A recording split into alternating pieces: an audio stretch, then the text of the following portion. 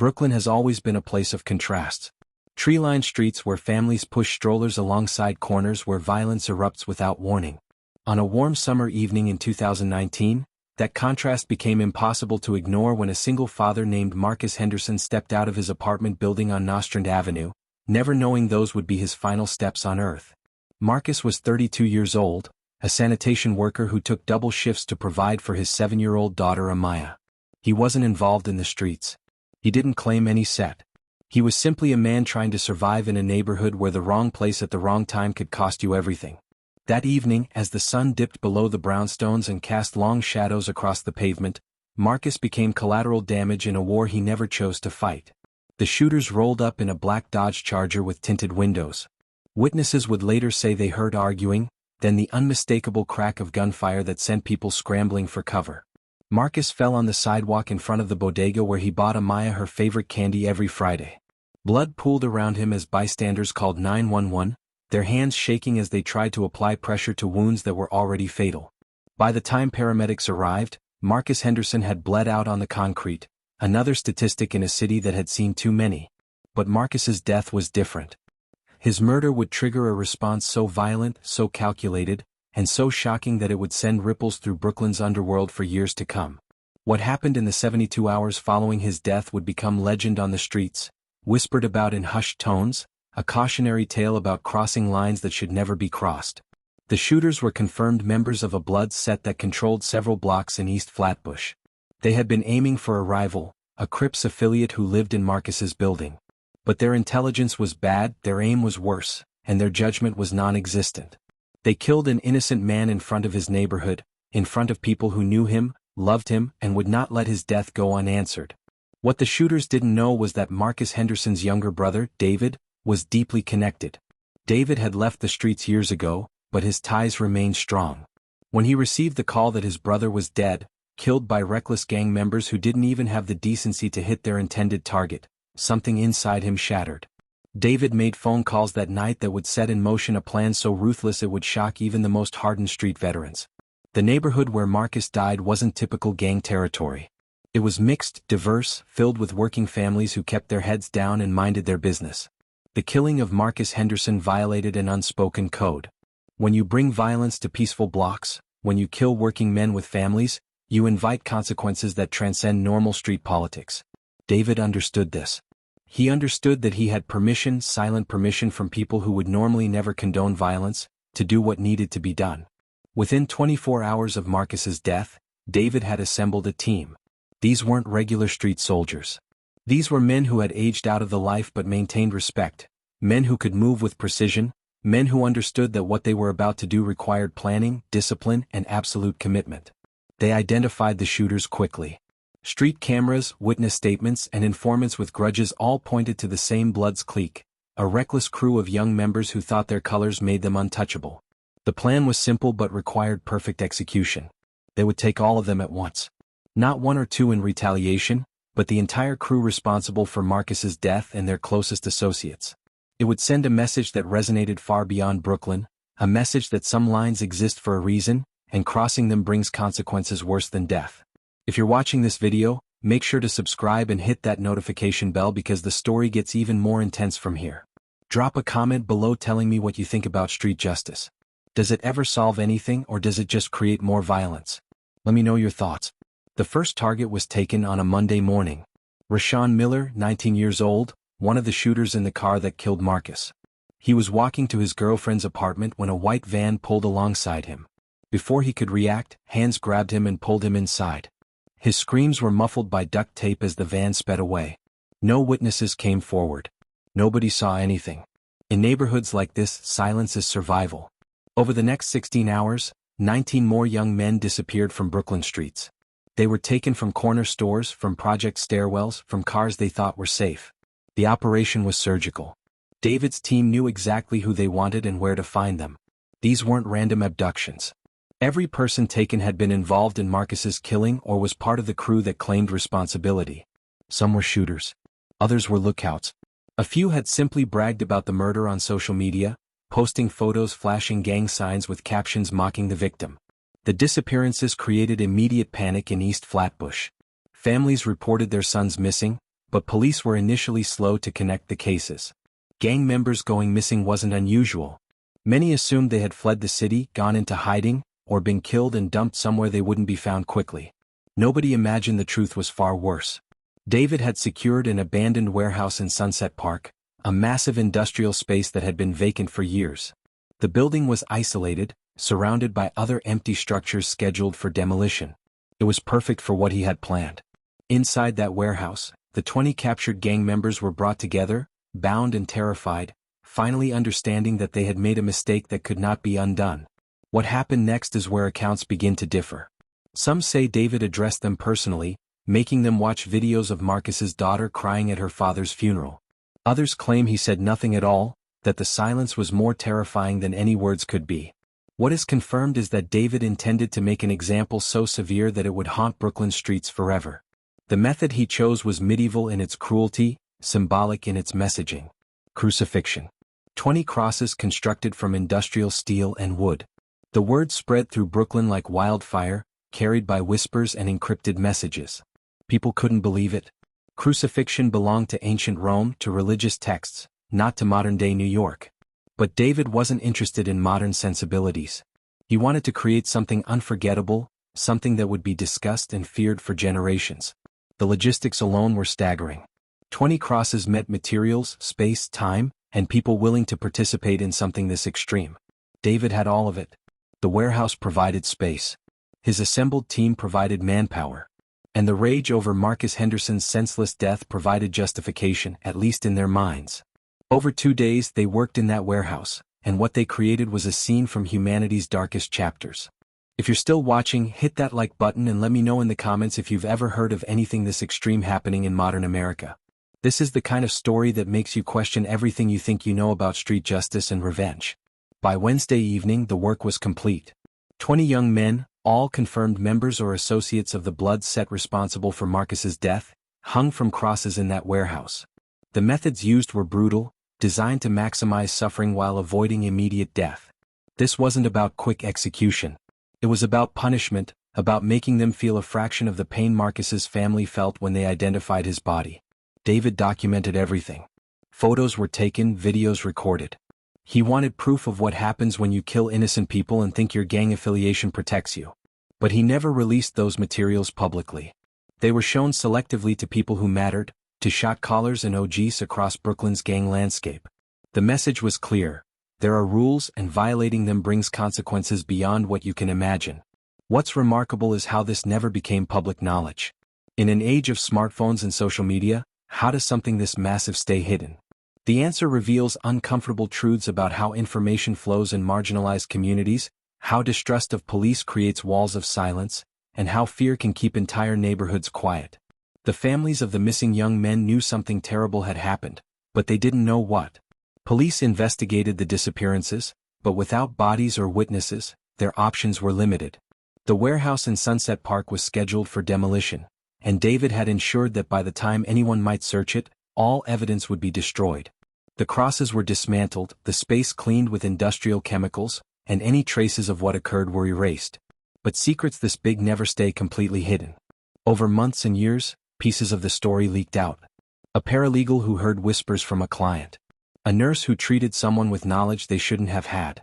Street journalists who pieced together narratives from fragments of truth. The story of the Brooklyn crucifixions became urban legend, something people half believed, questioned, but couldn't fully dismiss because it explained too many disappearances that were never solved. David Henderson was never charged with anything. There was no evidence linking him to the disappearances, no bodies recovered, no witnesses willing to testify.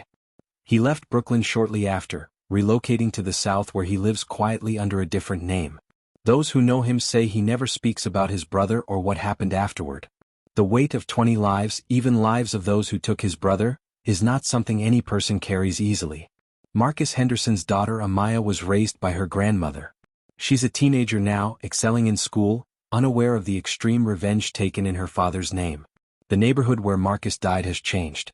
Gentrification has pushed out many of the old families, the bodegas are now organic juice bars, and the young professionals who moved in have no idea about the violence that once defined these blocks. The blood set responsible for Marcus's death effectively ceased to exist. 20 missing members in 72 hours destroyed the crew's structure and reputation. Survivors scattered to other cities, joined different sets, or left street life entirely. The power vacuum was filled by other groups, and the cycle of violence continued as it always does, though with perhaps slightly more awareness of invisible boundaries. Make sure you're subscribed to this channel because I cover the stories mainstream media won't touch, the events that happen in shadows but shape our communities. Drop a comment about whether you think extreme revenge is ever justified or if it just perpetuates endless cycles of violence. Law enforcement's failure to solve these disappearances raises disturbing questions. Were investigators genuinely unable to connect the dots, or did some look the other way believing that gang members killing each other was a problem solving itself? Internal NYPD communications later revealed that some detectives suspected the disappearances were connected but lacked resources and political support to pursue a case where the victims were all documented gang members. This speaks to larger issues of how society values different lives. When young black and brown men from poor neighborhoods disappear, investigations are often perfunctory compared to when victims come from privileged backgrounds. The families of those 20 missing young men deserved answers, regardless of their sons' gang affiliations. Many were barely adults, teenagers who had made terrible choices but were still human beings with people who loved them. The ethical dimensions of this story are complex and uncomfortable. Marcus Henderson's murder was unjust, a tragedy that destroyed a family. But does that justify what followed? 20 lives taken in revenge, most of whom were not the actual shooters but associates guilty mainly of affiliation and poor judgment. It's a moral equation with no clean answer, a situation where everyone loses and violence only breeds more violence. Some in Brooklyn's activist community quietly celebrated what happened, seeing it as oppressed people taking power into their own hands when official justice systems failed them. Others were horrified, viewing the crucifixions as vigilante barbarism that undermined everything they were fighting for in terms of justice reform and ending cycles of violence. Both perspectives contain truth, which is what makes stories like this so difficult to process. The psychological impact on those who participated in David's revenge plot is another untold chapter. Killing in the heat of passion is one thing. Systematically torturing 20 people over days requires a different level of psychological commitment. Some of David's team reportedly suffered severe mental health consequences afterward, turning to substance abuse or leaving the city entirely to escape memories of what they had done. What's particularly chilling is how this story has been weaponized as a deterrent.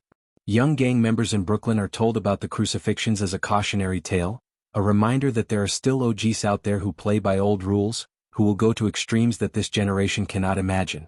Whether the story is fully believed or partly mythologized doesn't matter. The fear it creates serves its purpose. If you're getting value from this deep dive into one of Brooklyn's most shocking untold stories, show some love by liking this video and sharing it with people who appreciate real street journalism. Comment below about other stories you want me to investigate. The warehouse where this allegedly occurred was demolished in late 2019, replaced by luxury condominiums that sell for over $1 million. Young professionals live there now, completely unaware that the ground beneath their buildings might have witnessed something from humanity's darkest impulses. It's a metaphor for gentrification itself, where history and trauma are paved over, replaced by clean surfaces that hide complicated pasts. Marcus Henderson's grave in a cemetery in Queens receives regular visitors. His daughter places flowers there on his birthday and Father's Day. Community members who remember him as a good man, a hard worker, someone who didn't deserve his fate, stop by to pay respects.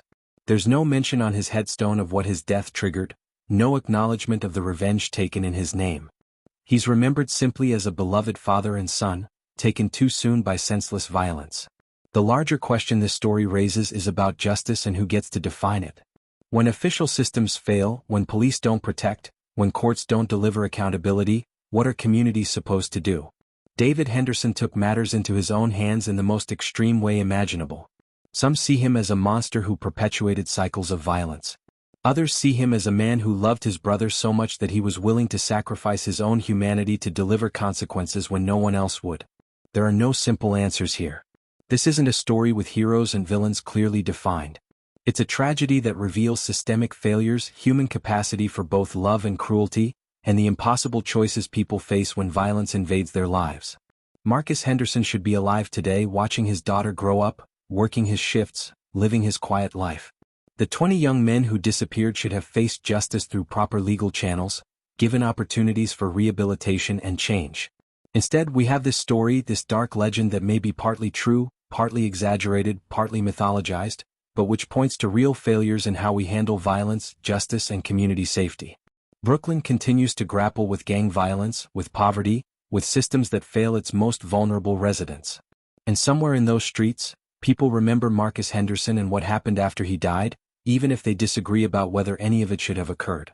The mainstream media never reported this story because it couldn't be verified, because sources wouldn't go on record, because the violence was too extreme for public consumption, and because the victims were gang members whose disappearances didn't generate the sympathy or urgency required for major coverage. That silence is its own form of injustice, a reminder that certain lives and certain stories are deemed unworthy of attention, even when they reveal profound truths about the communities we share. Before we close, make sure you've subscribed to this channel, hit that like button, and drop a comment sharing your thoughts on this story. Do you think it really happened, or is it urban legend? What does it say about justice in America? I want to hear from you. This story has haunted Brooklyn like a dark shadow ever since Marcus Henderson's murder. The violence that unfolded after his death tore through neighborhoods already fragile under the weight of decades of neglect, poverty, and generational trauma. On the surface, the borough was a place moving forward, a mosaic of vibrant cultures, burgeoning art scenes, and slowly rising real estate markets. But underneath, the old wounds festered. Marcus Henderson was the embodiment of ordinary life amid adversity. A sanitation worker by day, devoted father and son by night. His twin passions were his daughter Amaya and the dream of watching her grow up safe and free from the cycles that gripped their neighborhood. Yet fate was cruel. On an ordinary summer night in 2019, he mistakenly became a target in a gang conflict that had nothing to do with him.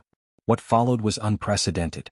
The Young Bloods members who fired the shots expected to affirm their dominance, but instead ignited a vendetta of chilling proportions.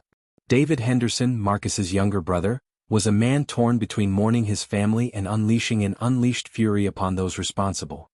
He was no stranger to the city's harsh realities but had walked away from the street life years before. Even so, the call for retribution was relentless and primal. David's network of old allies, men who had aged out of active gang life but maintained the scars and loyalty of their youth, banded together under his banner.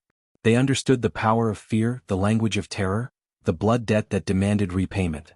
They began by gathering information, piecing together the identities of the shooters and their closest supporters.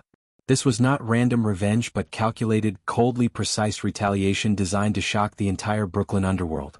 Rumors spread rapidly. Young men began disappearing, pulled from street corners, nightclubs, and even their own homes. The streets themselves seemed to hold their breath. Families tried in vain to find answers. Police investigations were met with silence and fear, and the weight of unspoken terror settled over entire blocks. The former industrial warehouse in Sunset Park was chosen as the site for one of the most brutal chapters in Brooklyn's gang history. The men taken there, 20 in total, were bound, silenced, and subjected to punishment that harkened back to cruelties thought long forgotten. Crucifixion, a horrific method more commonly associated with antiquity than modern America, became an instrument of retribution. The choice was symbolic, a gruesome message that some lines, once crossed, forced a response beyond the ordinary. The logistics were daunting. Over several days, David's group prepared the site meticulously. The crosses were constructed from industrial steel and rough timber, a grotesque juxtaposition within the decaying warehouse walls. The men were hung, tortured, forced to endure the physical agony and mental torment of this archaic punishment. Witness accounts remained hearsay, the full truth locked behind whispered conversations and threats. Days turned into weeks with no police intervention, as the disappearances baffled and frustrated law enforcement. Community members were too scared to speak, caught between loyalty, fear, and grief. Meanwhile, David Henderson's actions shattered the existing gang structure. The Bloods set responsible for Marcus's death fractured, their ranks decimated and their fear palpable. Others learned quickly that Brooklyn streets operated under shadows and codes beyond what official law enforced. Marcus's legacy, meanwhile, remained bittersweet. Amaya was raised by her grandmother, growing up shielded from the full horror that marked her family's journey. The neighborhood slowly changed. The warehouse where the punishment took place now replaced by gleaming condos filled with new residents oblivious to its past. This gentrification reflected a citywide struggle to reconcile violence, memory, and progress. The ethical controversies around this incident remain unresolved in the streets and beyond. Some view David's vengeance as monstrous, fueling the never-ending cycle of violence. Others see it as a desperate act of love in a world where formal justice often fails. No simple answers exist. The story encapsulates systemic failures in policing, justice, and community care, alongside the human capacity for both devastating cruelty and profound loyalty. As Brooklyn continues to wrestle with its legacy of violence, poverty, and resilience, this shadowed tale serves as a warning and a remembrance. The 20 men who disappeared, the brother who sought justice, the father who never returned, and the daughter who lost hers, all stand as powerful reminders of the costs exacted when society leaves its most vulnerable behind.